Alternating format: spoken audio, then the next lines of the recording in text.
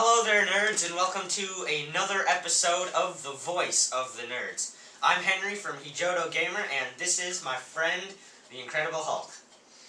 I am Joshua from Guy Jokejaw, and this is my Piggy Bank Mario. So today on Voice of the Nerds, we're going to be discussing our video game letdowns. Please note these are our opinions, so if there's a game that you liked, but we thought it was a letdown, just don't get too mad. These are opinions. Put in the comment box why you thought it was a good game. And then, if we believe you, we may just make another video crediting your argument. Or you could tell us about a letdown of your own. So without further ado, let's get started. Okay, my first letdown would have to be Paper Mario Sticker Star for the 3DS. Don't get me wrong, the game looks really good. It has really good music. It has hilarious dialogue. But my only tripe is the battle system. It's purely sticker based. You buy stickers and then you use them to attack. Sounds pretty cool, right? My only problem is that when you battle, there's no reward other than money. And it's just not as satisfying. Like most RPGs, you get experience and your character gets stronger. But in this, you get strong. You're strong depending on how much money you have in your wallet. So like real life. Just a bit. But you can just buy a few really overpowered stickers and then destroy your enemies. They take up more space in your inventory, but it's just not as satisfying. You're just using the exact same stickers over and over. While in other RPGs, you get new moves as you go along. So, it's just, I don't know, I just didn't find it as satisfying. It's in no way, shape, or form a bad game. It's just, I was just a little, let down.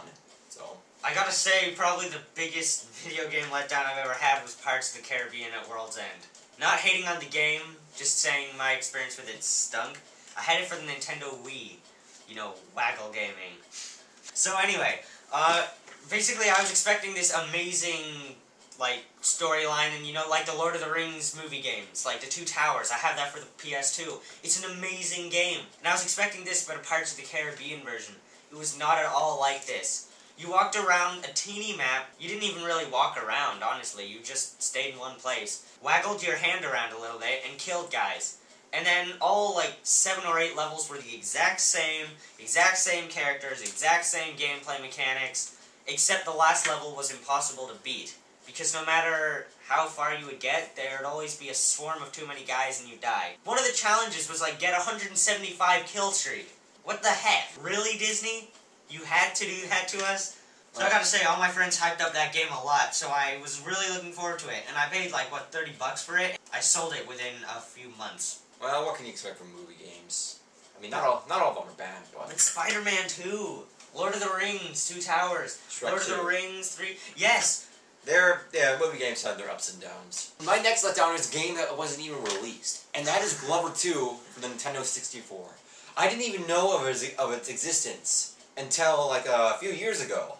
I had no idea the game was supposed to have a sequel. I loved the first game. It was so unique. And sure, it looked like a Banjo-Kazooie ripoff, but it still was a sequel. And it was supposed to have multiplayer. And Glover could interact with a lot more objects. I saw he could use a shovel or an axe to cut down trees.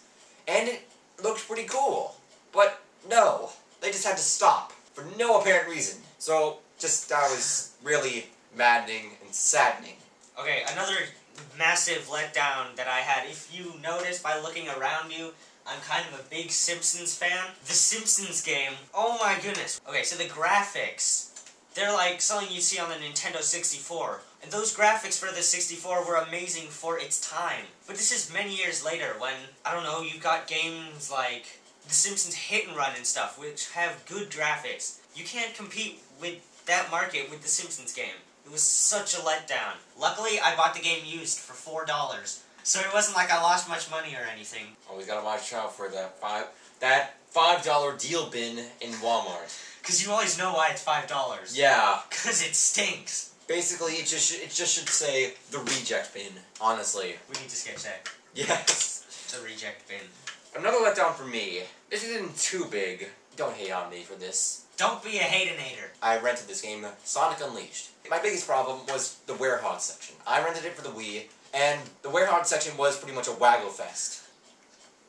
The Sonic Speed sections were a lot of fun, but it's just the Werehog sections were so boring and repetitive. Another little tripe I had with the game is that you had to get sun medals and moon medals I had no idea how those worked. Like, how you got a lot per level, because I knew you can get 3 from one level, but how? And I know you got Sun from doing the Sun medals from doing the Werehog levels, and Moon from doing the Sonic levels, but I didn't know where you go to use them. I'm like, flying around the Earth, it cracks up, don't know how people are still alive. I don't know, it was just a bit confusing, and the Werehog sections were repetitive. But that's just me. Disagree with me if you would like. The next game that let me down was Shrek karting for the iPod Touch. I mean, the characters, there's like 9, 10 characters you can choose from. Don't get me wrong, they're a good selection, like, they chose some pretty cool characters, but the graphics are horrible. They're like, I don't know, like an online Flash game. Worse. 3D Flash graphics, minus like, I don't know, I don't even know how to say how bad it was. And the game, you know, you got your little turning thing, well, the iPod Touch is pretty small, and having your fingers on, like, the go, the items, and, like, this other button down here, the brake, and turning like this, you're so small, you can't do it! Anyway, so Shrek Kart was a pretty big letdown, but I mean, it was only $1. So it's not like a waste of money, but, you know, cheap stuff can let you down too. Alright, since we're on the subject of iOS games, you know, iPhone games, here's no letdown. The Wreck-It Ralph game, or the Fix-It Felix game on iOS. Now, I watched the movie and I loved it, and I only got to see a few seconds of the game. It looked like a lot of fun. It was like a platformer, where you had full control of Felix, you could run and jump, and you gotta fix things. But in the iPhone version, you're just scaling a really big tower, and you move windows to windows by literally like teleporting. The only way you couldn't teleport is if there was like a, I don't know, a window rafter. A window shutter. Sometimes a window shutter would be blocking you, but there's no way you could notice because you think it's part of the background. And you press the fix button. Yeah, that's what you do. But it's not like Fix It Felix. Disney was just trying to up the hype for the movie, but they did it so poorly. The fake game looked better than the actual game. It's just movie video games. Yeah, ups and downs. This is their down. The final game that really let me down was Pokemon Battle Revolution. The graphics of the Pokemon from the older generations, you know? It looks like they literally took the Pokemon Stadium characters and stuck them in a Wii game. You can't do that. You got your new generation guys like Chimchar, Turtwig, Piplup. They look good, they're smooth and nice. Then you got like Charmander, who's made of like flat surfaces. He's not round at all. And then you got this cheesy gameplay where you press attack, right? You choose your attack from the list. They choose their attack from the list. The fastest Pokemon goes first. It shows some cheesy animation of some guy like running up and, you know, like going like, and then their damage is like, and it goes down. It's horrible. There's not even a storyline. The campaign, storyline, whatever you want to call it, choose your stadium, choose which Pokemon you use, and win. It's so boring. Oh. For $60. Really? This deserves to go in that, what was it, the crap bucket? The $5 bin? Yeah, the crap bin. Battle Revolution is Stadium, but with no different graphics. Why Nintendo? Why video games? Why must you succumb to all these letdowns? But I gotta say, the PS3 has not let me down so far with the game. Anyway, so we're pretty much out of time here, so we're gonna end it now, I guess. But, like we said before, if there's been a video game that's really let you down, put it down there in the comment box. And subscribe. We also enjoy a like. See, yes, sharing is caring. Give us that thumbs up, and if you don't have any thumbs, then just press the button. Just no being hateinator, guys. No one likes a hateinator. It's for the kids. Goodbye!